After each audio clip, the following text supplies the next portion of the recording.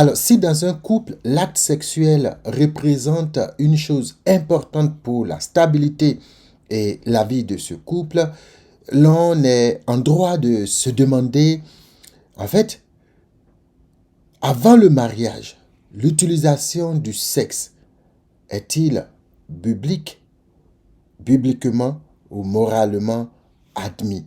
En d'autres termes, peut-on goûter avant de se marier? C'est de cela que nous allons parler aujourd'hui et pour cela, allons un peu plus loin.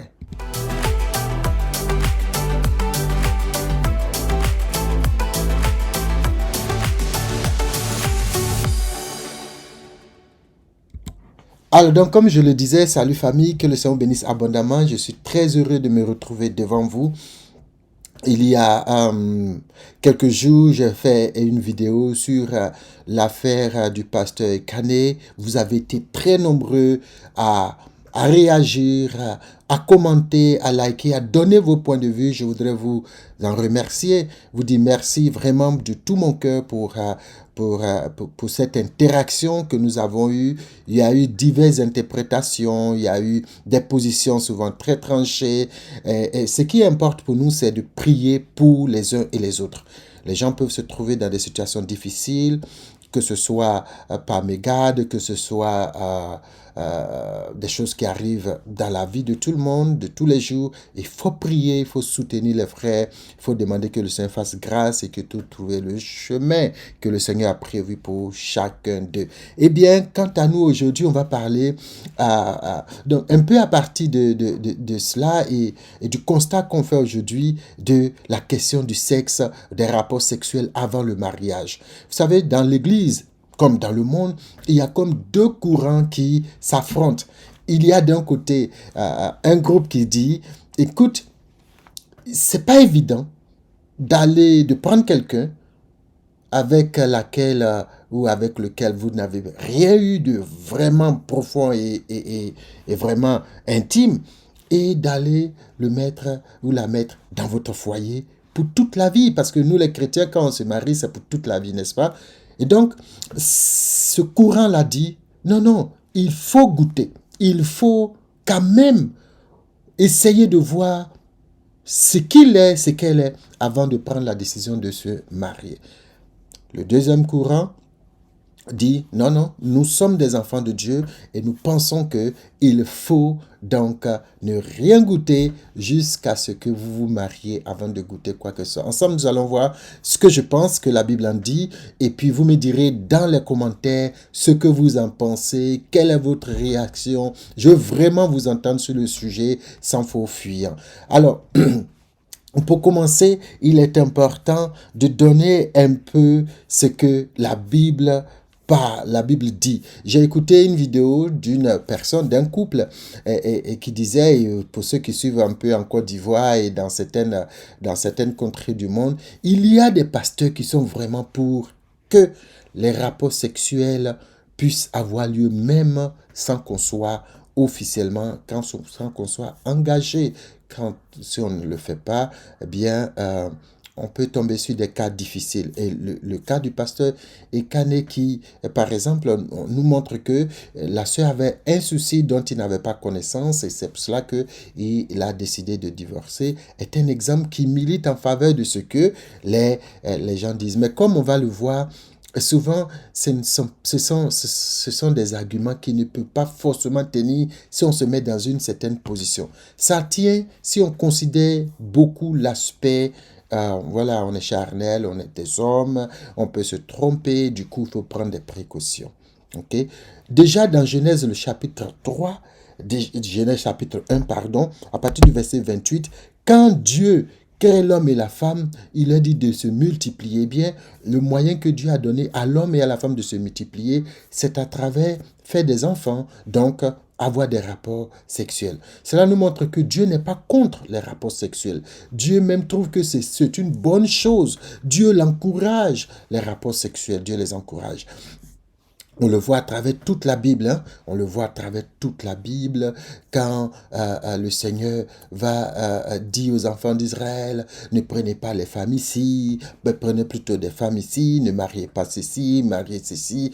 On voit que le rapport sexuel ou les rapports sexuels, le sexe, Dieu n'est pas contre cela. Dieu n'est pas contre cela. La question qui se pose, c'est, est-ce que Dieu a encadré cela? Est-ce que Dieu a encadré cela? Par exemple, quand on prend le cas des enfants, la Bible nous dit que les enfants doivent être instruits, éduqués, pour que quand ils vont devenir grands, qu'ils prennent des résolutions, des décisions, eux-mêmes, cette fois-ci, sur la base de ce qu'on leur a enseigné, par exemple, sur l'éducation qu'ils ont reçue. Et eux, quand ils seront grands, ils auront des enfants qu'ils vont instruire. Donc, ça veut dire qu'il y a un cadre que Dieu dresse pour chaque chose. Il y a un cadre.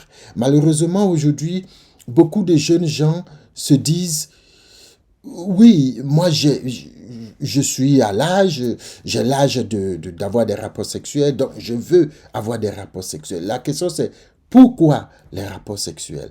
D'accord? Pourquoi est-ce que vous voulez faire les rapports sexuels? Parce que vous avez envie, et si vous avez envie, qu'est-ce que vous devez faire? Est-ce qu'il y a une procédure que la Bible donne? On va voir cela tout à l'heure. Donc, on voit ici que Dieu encadre cela. Quand on prend Exode chapitre 22, j'ai noté le verset 16 qui parle de la responsabilité sociale. Donc, dans la société, il y a des responsabilités. Et c'est comme ça Dieu a organisé la société.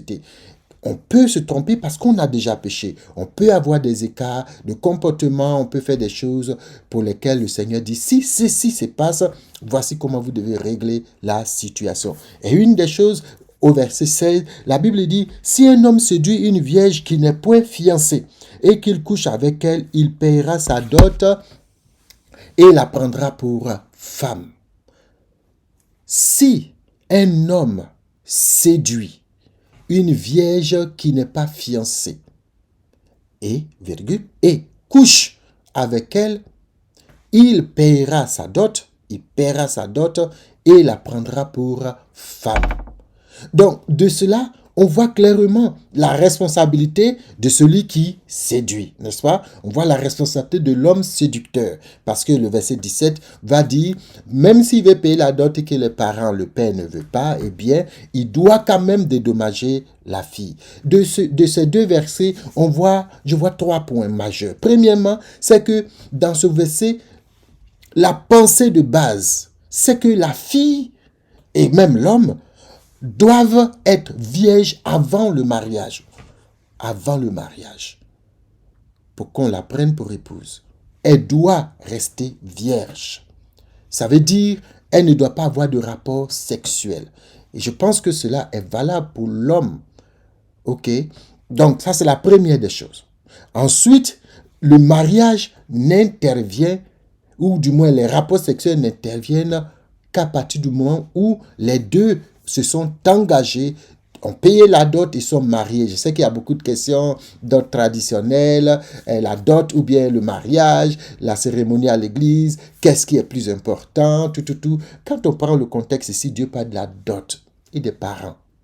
D'accord? Après, il y a la société. On n'a pas de l'organisation sociale, n'est-ce pas? Il y a la société, il y a les lois des pays que nous devons respecter. Est-ce que votre mariage coutumier ou juste religieux est reconnu par l'État dans lequel vous êtes? Il y a plein de questions. On peut en discuter. Et puis bon, mais ce n'est pas l'objet aujourd'hui. Troisième chose, c'est que il n'y a pas de mariage par la seule volonté du père. S'il n'y a pas de mariage, c'est pas la seule volonté du père ou des parents, eh bien, il faut dédommager ça, je l'avais déjà dit, il faut dédommager la sœur.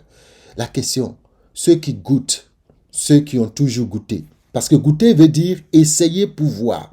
Quand vous goûtez que c'est pas bon et que ce n'est pas à votre goût, qu'est-ce que vous faites? Vous achetez quand même. J'étais en Thaïlande et ils m'ont proposé tellement de produits à l'aéroport. Et puis, ils m'ont dit, ah voilà, vous pouvez goûter. Alors, je prends un ici, je mange le parfum, ça ne me plaît pas. Et je prends un autre, le parfum, ça c'est super bon, il y a du café, ok. Et j'en ai essayé plusieurs. Après, j'ai décidé de prendre un seul. imaginons que tout ça soit des sœurs ou des frères, des sœurs ou des frères. Je goûte. Et là, ce sont des rapports sexuels. Ce sont des personnes qui sont déviergées pour certaines.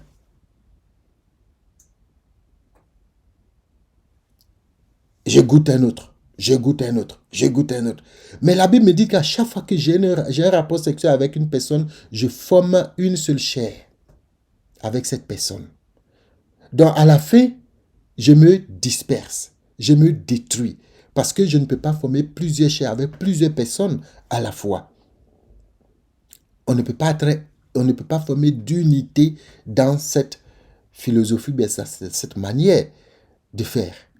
Mais le faisant, je m'expose à la fois. Et ça, je pense que ça pose beaucoup de questions du point de vue moral. Donc, la Bible dit maintenant, quand on est dans l'incapacité, on veut rester tranquille, mais on brûle. Que faire?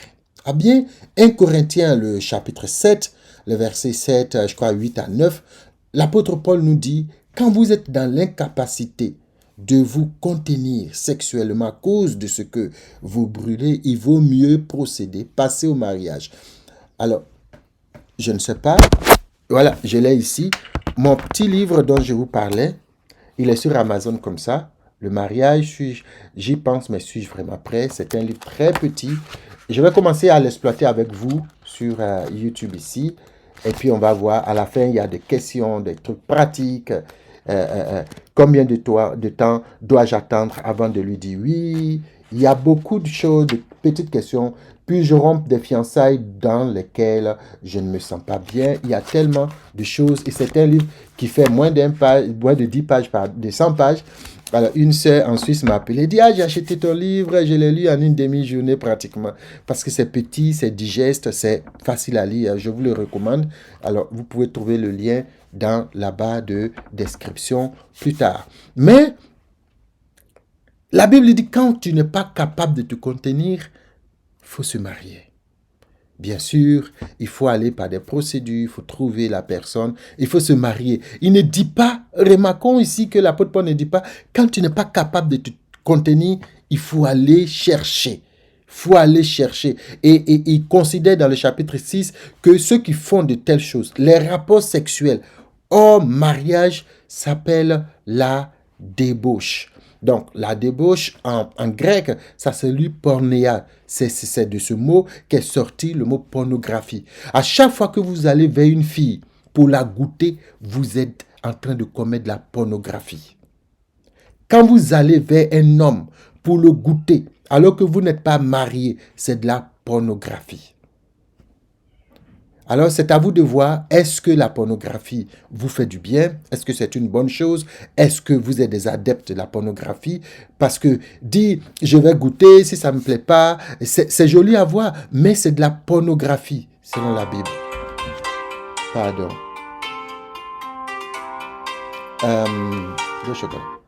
Voilà, c'est de la pornographie. Et désolé, c'était un coup de fil. Voilà, c'est de la pornographie. Donc, il faut, je pense qu'il ne faut pas goûter avant de se marier. Il ne faut pas goûter. Ce n'est pas une marchandise.